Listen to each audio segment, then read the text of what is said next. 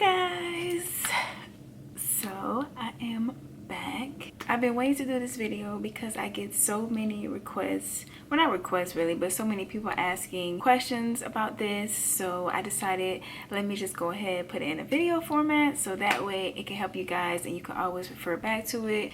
This video is going to be about the hiring process and how to become a breeze flight attendant. So whether you just submitted your application or you're thinking about submitting your application, then just stay tuned.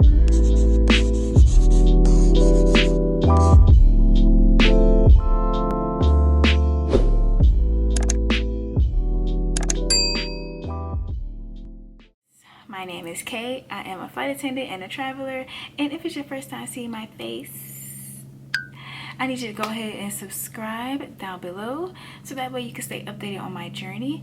And if you're not new here, welcome back, love. Not gonna waste no time, let's just go ahead and get right into it. If you're interested in applying, first you need to decide whether you want to be full-time or part-time. There is a few differences that come with that, and I would say the first thing would be the number of hours that you get per month. 37.5 hours per month for part-time, that's guaranteed. What guarantee means is that no matter if you fly under 37.5 hours for that month, you will still get paid 37.5 hours.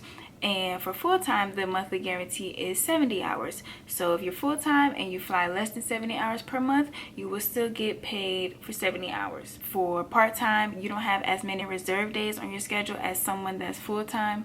So if you want to know more about that, I made a part-time flight attendant video. I'll link it up here in the cards so that way you can check it out and get an idea of what the schedule is like for a part-time flight attendant. Benefits are a big difference. When you're full-time, you get healthcare, dental, vision, you get all those benefits. You get vacation. For part-time, we don't get any of that, but part-time is not so bad. If you just do truly want to do this part-time, I would recommend.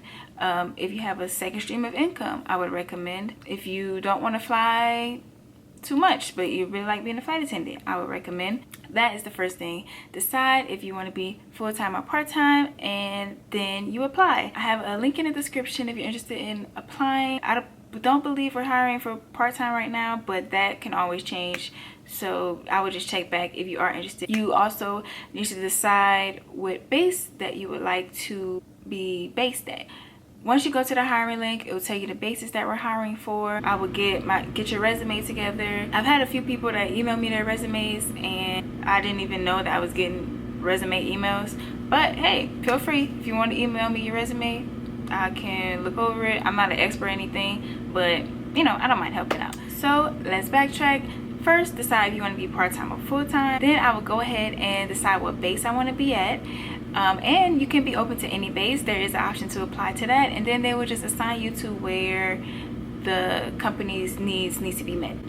And then I would work on my resume. Now we're getting to the good stuff. So once you apply and you pass the first step, you will get an assessment. I have some notes on my phone so that way I can stay on topic. You will receive an email to complete your assessment. From there, you have a link and you can go and complete it, basically to gauge how well you will fit with the personality and the culture of the company. It will have questions like, this is not exactly from there because when I did this, it was a year ago. I'm gonna just put that out there. So please don't hold my hand to the fire. So this is coming from a year ago of my experience when I was getting hired. I also checked in with a few people to see if the stuff was still kind of the same, and from what I hear, it is. So let's say the question is, I complete tasks in a timely manner, for example. And then you will have strongly agree, neutral, disagree, strongly disagree. My tips that I would recommend for the assessment is to just be truthful, because many people feel like they have to answer to what the employer would want to hear, but I would just be yourself, answer truthfully, how you would answer the question. Like, is that true to your personality? Just as much as the company is vetting you, you're vetting the company to see if you would be a good fit. I would take your time. I wouldn't take too much time, but I would not try to rush through it. Just take your time, read the question thoroughly, and then make your decision. Also, try to remain consistent, because there will throw in questions that's like similar situations, kind of like along the same lines, but you don't want to answer it differently, which is why it's important to be truthful, because then you wouldn't have to think like, oh, what did I answer on the last one? But if you're truthful, you would just be answering truthfully. So try to be consistent in your answers when it comes to questions that may appear similar.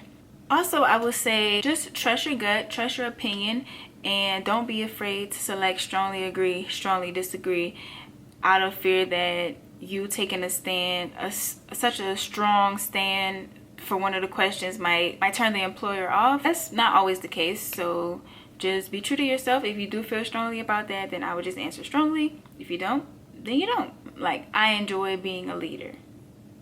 Do you strongly agree? Agree? Neutral? Disagree? Strongly disagree? Like, you know, questions like that. I am sorry, y'all. The sun went down and my camera overheated. I never really done like a sit down talk video, so I didn't realize that the camera overheats so fast. After you ace your assessment, because I know you will get what is called a video interview. Now, I think this is the one that trips people up the most, because most jobs, they don't really do video interviews, and I think this is just a standard in the airline industry. What we're going to discuss about the video interview is appearance and questions. Again, I'm not going to give the direct answers of the questions, but I just want to go over it. What the video interview consists of is you and your laptop or your phone. Again, they'll send you an email and it will tell you all the information as far as how many days that you have to complete that. But what you want to do is relax. That's like the number one thing. You're recording yourself answering questions that they put on the screen. I know it's like a few seconds, not a few, like 15-20 seconds to think of your answer. Then you record yourself answering the question, and that's pretty much it. So I think it's between like 3 to 4 questions that you have to answer, and I would say if you want practice or if you want example ones, I would check on Glassdoor, because they usually have like good examples, or people are leaving their reviews on the types of questions that they may ask. If you want to practice ahead of time, maybe set up your phone to record yourself answering questions. You want to make sure you're making eye contact. You want to make sure you're smiling. You want them to see your friendly face on the other side of the screen. Go with Glassdoor, practice some questions if you're not comfortable talking to the camera. Honestly, when I first started doing video interviews, I was not comfortable at all, because it was just so awkward to just record yourself talking to a camera. And here I am talking to a camera. It helped me out a lot just to practice ahead of time. You don't know the questions, so I would just maybe prepare like some stories, maybe of your past experiences, like some stuff you dealt with customer service, maybe a time you had a difficult customer, maybe a time where you had to make a big transition in your life, and like just stories like that of things that you may think that they might ask, that you can kind of have it handy to talk about. Video interview, I can go in depth for a lot of things, but I just want to kind of keep it to the point. You want to make sure you have good lighting, kind of similar setup to what I have going on. Mine is not the best. Honestly, I just got this ring light, if I'm being honest. But you can use natural light. You want to make sure you're recording in a quiet environment. Make sure you have no distractions. Make sure you can focus. Honestly, I used to have like a house, not a house full of people, but people over at my house. So I would go to like a day hotel. I just feel more comfortable when I'm by myself. So I would go to a hotel and I would rent it out for the day. I know, I'm being extra, I know. But I would rent it out for the day and I would do my video interview. I would practice some questions, set up, make my setup, and then, because I just feel I can project better. I can be more confident when it's like not people around me listening in the house. I don't know, that's just me. So you'll find what fits you, and then you do that, whatever makes you the most comfortable, where you can be yourself and show personality. That's another big thing. Show personality. Don't be robotic, and it's okay if you mess up. If you mess up, just take a deep breath. regather your thoughts and start over. Don't feel like you have to be perfect, because nobody's perfect. So just answer to the best of your ability and you will do great. Now, as far as appearance, for Breeze, our dress code is like smart casual. So not too businessy, not too casual. You want to be in the middle, smartly. So you don't have to have a suit and tie. You don't have to have a full face of makeup. The company just requires like blush and mascara, really. But again, do what makes you feel comfortable. If you feel confident with a full face, then you do that. If you feel comfortable light, little beat, natural, you do that. For the fellas, you know, clean shaven. You just want to look nice, look presentable, but it don't have to be like top tier overdressed. You know, maybe just a button up with no tie if you're a guy, or maybe just like a blouse if you're a girl, or if you want to wear a dress, that's cool too. But yeah, you don't want to go like too black tie or nothing. Just smart casual blouse, button up. You know, hair, I will pull the hair back just so that way you can see your face, but you are allowed to have your hair down. Whatever makes you comfortable and whatever makes you look your best, then that's what you want to present to the company. So you answer your questions, you just submit it, and then they will get back to you. A little bit later, you're gonna get another email because you aced the video interview. See what I'm getting at? Okay. Then they're gonna say, well, we think you're fantastic for this company, so we're going to put you on a panel interview. I was so nervous when I had a panel interview because I had no idea what it was. I didn't know like what to even expect. So that's kind of why I'm making this, so that you know what to expect and you can go in and be confident. Appearance wise, you want it to be the same as you was in a video interview. If you want to change up the outfit, cool. If you want to wear the same thing, I'm pretty sure nobody's gonna remember. So the panel interview is you and maybe like 4 or 5 other candidates and 1 to 2 recruiters. So 1 to 2 recruiters and then 4 or 5 candidates, right? What they're gonna do is ask you all questions and you'll take turn answering it. It wasn't a lot of pressure to have these perfect answers. It really was just a conversation amongst everybody. Like, what do you do for fun? Just kind of casual questions. Honestly, it was so easygoing, and my tips would be the same for the video interview. Relax, breathe. Even if you're not confident, just fake it. I would definitely say pay attention to what those are saying, what other people are saying around you, and also you don't have to be the first to answer every question. You don't want to be the last one every time answering the question either. If you are ready and you have an answer, okay, like go ahead and answer it, but you don't feel like you have to be the first one to answer it, but you also don't want to be the last one. You know, I feel like the video interview was worse because I'm just talking to a screen and I'm timed, I'm under pressure. I have about 30 seconds to think of an answer and then try to poise myself to give the answer. So I feel like that was a little more challenging. So once you make it past that part, is really smooth sailing. I was gonna say breeze, but smooth sailing. Do try to stand out, show your personality, smile, and you should be good. Next, we are going to move on to the one-on-one interview. Once you pass the panel interview, you will make it to the one-on-one interview. Honestly, it's literally just the same thing. You want to smile, you want to present yourself in smart casual attire. They're asking a little more, what type of questions? Like questions that involve, are you willing to like relocate? Honestly, it was still more of a conversation. It really wasn't that like intimidating. I think I had 2 recruiters and we were just chatting. I was making them laugh. I remember they were asking me about my base, the base that I chose, and being part-time. So I think once you make it there, your foot is like in the door. You just have to secure the spot. Don't overthink it.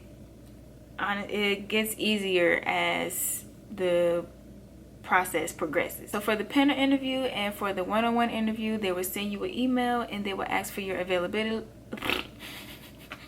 They will ask for your availability. So you want to respond right away so that way you can get a spot before they get filled up. I just wanted to walk through each step of the interview process. If I forgot something when I watch this back, I'll just pop in on I'll just pop in my little comments here and there. So once you pass the one-on-one interview, then you'll get your CJO. And what a CJO is a conditional job offer. Basically states these are the terms: you're part-time, you're full-time, you're based here, here's the salary. It's like your like a tentative training date, because you won't get an exact training date. Well, I didn't get an exact training date. I got like a estimate, like a month that I might go to training, or between months. And I know some people that get, oh, you may go to training between June and August, so something like that. Actually, it's called a Breeze offer letter, and it's just pretty much basically saying that they would like to offer you the position. I actually put mine up so that I can read it to you guys. It just says, we're excited to offer you a position. Please indicate your acceptance of this offer by signing and returning the offer letter. Like I said, it's saying your position, your location, your base pay, your anticipated start date, just some things about the company as far as rules. Then you just signed it and send it back to them. You also need your passport, and if you don't have your passport, you at least have to have the receipt letter, that the receipt saying that you applied to get your passport. So passport and resume. I forgot to say that in the beginning. So once you've reached to this point, congratulations. Feel free to celebrate, because congratulations, you got that far. You got your offer letter, and you're one step closer to doing something that you really want to do. So now you can just sit back and breathe, because the rest of the steps is just easy and screening for every job. After you sign the letter, then you will start your onboarding. And what that entails is background checks, drug screenings, etc., etc. And this is just like a real fast run through, because obviously, like, in the background screening, you have to sign a bunch of documents, and that's like a few steps. But this is just so you just get a general idea. So you get the background check, sign that, and all the authorizations so that they can pull your information. Then from there, you will have to do your drug screening. I remember for mine, I was going out of the country, so I was so nervous to miss it, and I wasn't able to get it done in the time that they had slotted me for, because they send you the drug screening, and then you have, I think, maybe like 4 days to get it done or something like that. But I was going out of the country, but luckily they were able to work with me, and I was able to get it figured out. What you have to do for the drug screening is go to like your nearest Quest. Yes, it's a Quest. They have those locations everywhere, so you have to find your nearest one, schedule an appointment to go in to do your drug test. So I would just get that taken care of right away, so you don't have to worry about it and stress about it like I was, because I was so scared that I wasn't going to be able to make the appointment. So if everything comes back good, your background check clears, your drug screening is passed, then you just wait for training at this point, based off of your anticipated training date. From there, you can go ahead, head on over to my training videos, and that will walk you through the whole training process. Now I'm just going to go over my personal timeline for you guys, because a lot of people ask me, oh, how long did it take to hear back after this? How long did it take until you got an email about this? So I'm just going to say that this is my own personal timeline, and again, this was a year ago, so the process is probably not going to be the same. As far as the timeline goes, the process is the same, but as far as timeline goes, it's most likely not going to be the same. They could be hiring more, so it could take a little bit longer, or they could be hiring less. So it's just a lot of factors, so I don't want y'all to get too caught up on it, but I do want to tell y'all the timeline, just because a lot of people do ask me, so you can have like just a general idea. Okay, so I'm hoping this thing don't die, because I'm almost done. Please don't die. So I originally submitted my application on December 11th of 2021, which that sounds so crazy, and it was for part-time flight attendant for MSY base, which is New Orleans. So that was the 11th, and then on December 16th I received my assessment. I completed it that same day, and then the following day, December 17th, is when I received my on-demand video interview. I had 3 days to complete the video interview, but I think at this time something had came up. I cannot remember. Something had came up in my life. They had to update my video interview because I couldn't finish it in time. I cannot remember what happened. I think we had a power outage, in the whole city. It was something that happened. I didn't do the video interview for a little minute. I'm not even gonna lie. I think because I was second guessing if I really wanted to do it, but they kept they were allowing me the time to change it. I didn't submit my video interview until January 5th. Eesh. Don't do that. They'll send it to you. You have 3 days to complete it, and I will complete it then. So I completed my video interview on January 5th. Ooh, which is a couple weeks after that. After I did the video interview, the next day, January 6th, when I got the information for my panel interview, and then after that, they sent me an email to submit my availability to them. So they give you like a range of options of dates to pick, and then they'll send you back a confirmation for which slot you actually received. I received an email on January 16th with one of the dates that I selected, which was January 25th. By now, it's been a little over a month that I've been applying, so I know people expect it to happen kind of fast, but it's a timeline. So right now, I'm at January 16th, but my panel interview is not until January 25th. The same day, literally right after the panel interview, I got the invitation for, I know you lying. It's talking about the temperature is too hot. Trying to hurry up and get through this because, again, this camera's acting weird. So I made it to the, well, it was called two-on-one interview when I did it, but it's the same as like a one-on-one or face-to-face. Whatever terminology you use is the last step. I submitted on the 26th that I was available on the 27th for the one-on-one interview. So I did that one on the 27th, and then shortly after, literally the same day, I got congratulations that I've been accepted, and I was so excited. If I had the video still, I'll insert the clip here when I got the email. Oh my gosh, I just got some great news. So you guys don't know, obviously, because I haven't posted or said anything about it, but I just got offered a new flight attendant position, and like literally just like 20 minutes ago. So I wanted to record this in like real time. So oh my gosh, this position was so perfect for me. Yeah, I know I'm at my current company and it was okay, and I'll get into all of that later, but it just wasn't really suitable to what I needed at that moment. And this one is awesome. It's just everything I need. It's part-time. I'm based at home. Oh, I can run my business. It's just everything I needed, and I'm so excited. I'll do a video on the hiring process of this particular airline because they are very new, and it's really just not much out there about them. So I feel like this would be the perfect opportunity for me to bring some fresh content to YouTube of something that nobody's doing, because it's really nothing about this airline out there, and I'm so excited. This is gonna be a new journey, and I am excited to share it.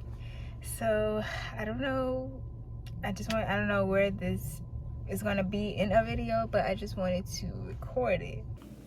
So I was super excited that I got the email, and pretty much that email was just saying for me to elect if I wanted to do full-time or part-time, and that they were going to send me follow-up information. The following day, the 28th, is when I got the offer letter.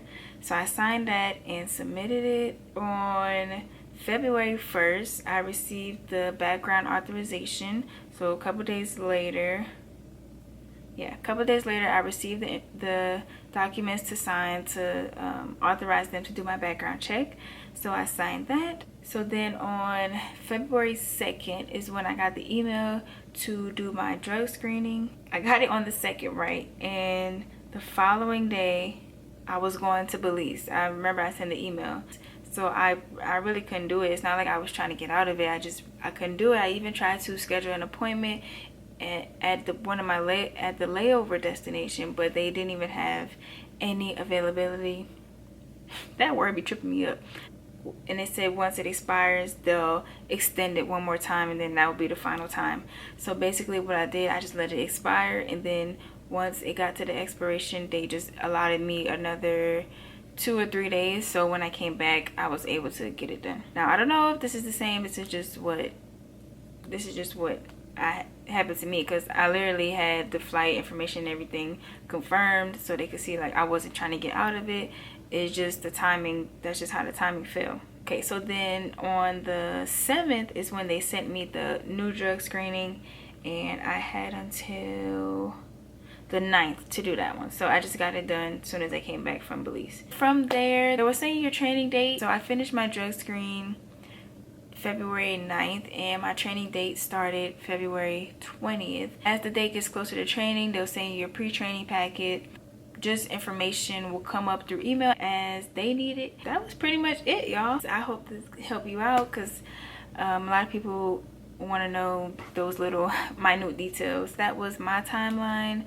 Again, yours may be different, so don't feel bad if you don't hear back as quick as I did, or if it's taking a little bit longer, or if just your days are not aligned the same as mine, because it's really no set time frame. So I hope this helped you guys out. If I missed anything, or if you have any further questions, again, comment down below and I will get back to you. Go ahead and follow me on Instagram if you want real-time updates of my flight attendant life, or my personal life, either or.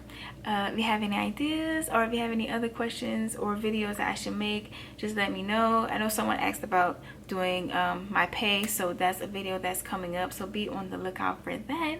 I hope these tips help you secure your CJO, and if it does, come back, let me know, keep me updated on where you are in your journey, because I enjoy seeing you guys graduate and all of that. I'm super excited to get this out to you guys. I've been trying to make this video for so long, and today it took forever to make. I'm not even gonna lie. Thank you so much for watching, and I'll see you next time. Wait, what happened to the light? Oh my gosh, it was looking great.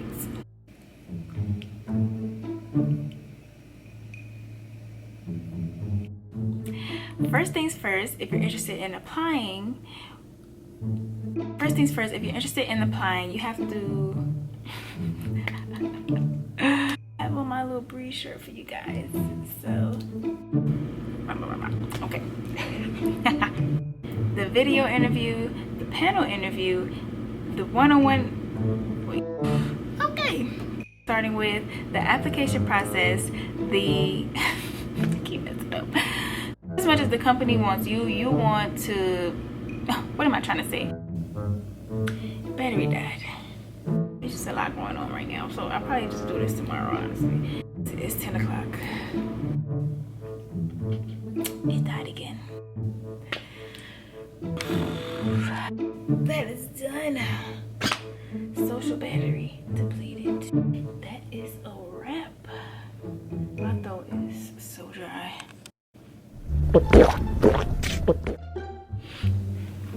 Y'all, I'm actually here in Provo. I'm on a charter trip, and well, I was supposed to be on a charter trip, so I got here probably about 3 days ago, and I was supposed to do a charter trip, but all of my flights ended up getting canceled. Battery died. Never mind.